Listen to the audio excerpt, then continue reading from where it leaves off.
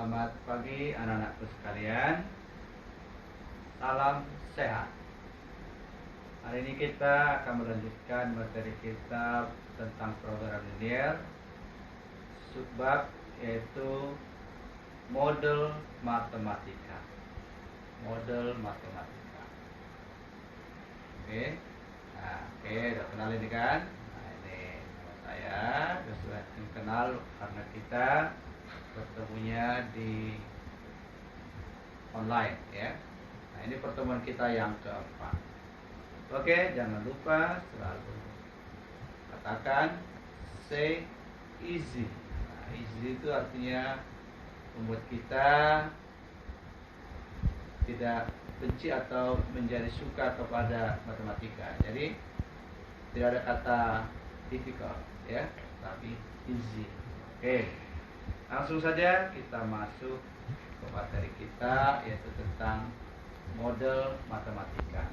Nah, proses menyelesaikan masalah sehari-hari dengan menggunakan sistem pertidaksamaan linear dinamakan dengan program linear. Jadi ini program linear itu adalah menyelesaikan masalah sehari-hari.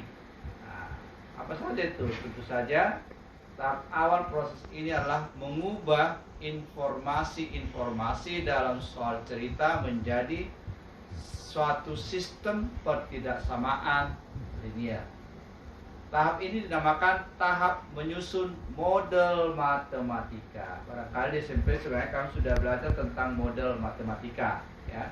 Tapi kita perbuat lagi namanya sini model matematika.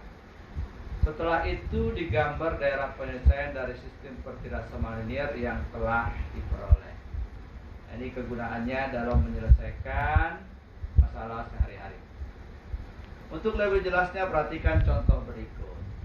Suatu jenis makanan ternak membutuhkan 5 kg daging dan 3 kg tepung. Makanan ternak jenis lain membutuhkan 6 kg daging dan 8 kg tepung. Jika tersedia daging 60 kg dan tepung 48 kg, sedangkan bahan yang lain cukup tersedia, maka gambarlah daerah penyelesaian sistem pertidaksamaan linearnya. Nah, untuk menggambar sistem pertidaksamaan linearnya, maka kita harus membuat namanya tadi model matematika.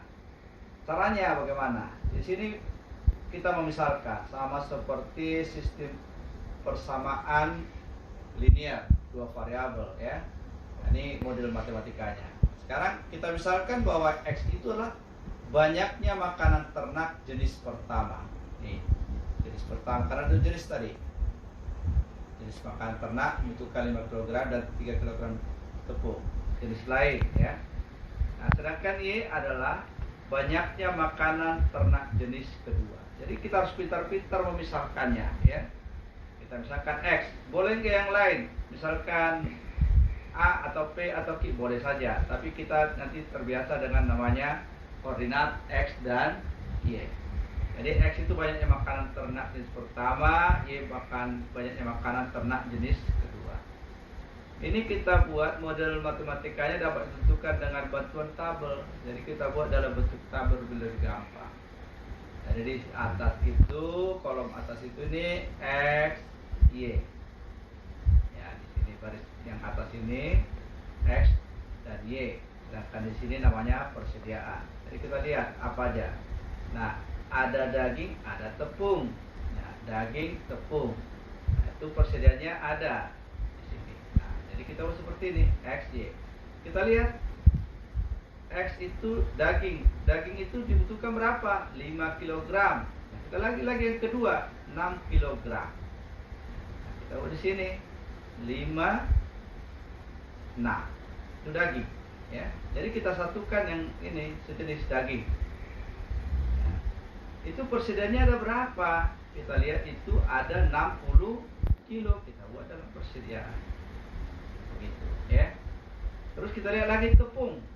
Tepung itu ada berapa? Kita lihat di sini ada 3. Yang kedua ada 8. Berarti 38.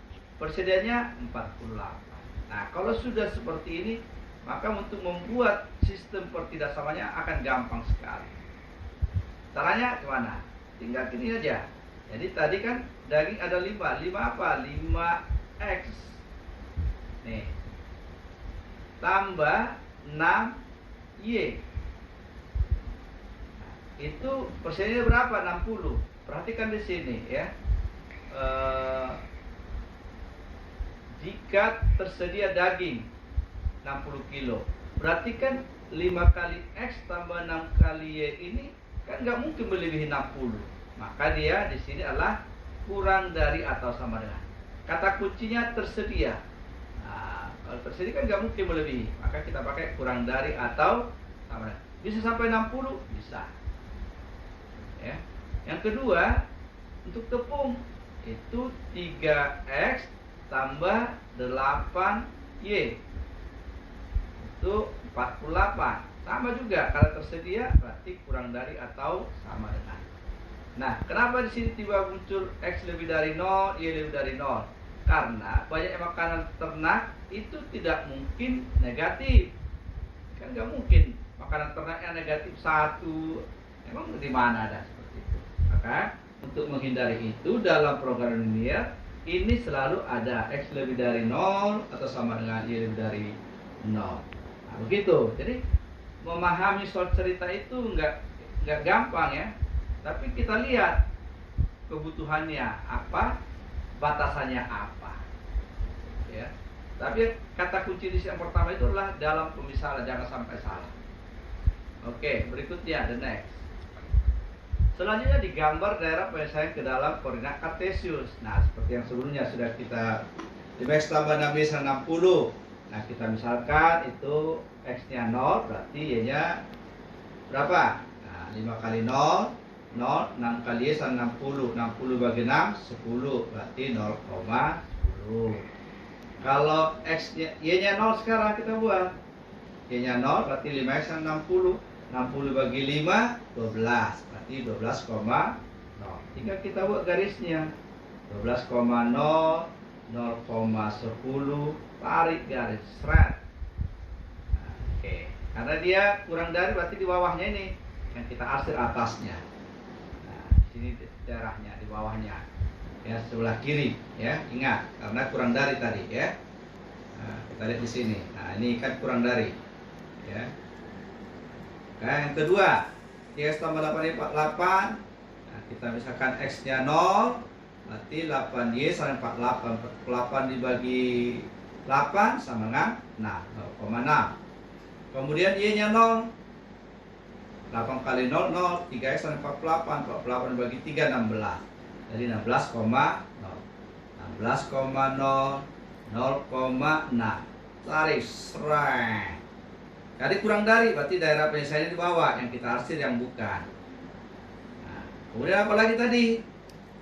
Lebih besar dari 0, dia jadi besar dari 0, berarti kemana?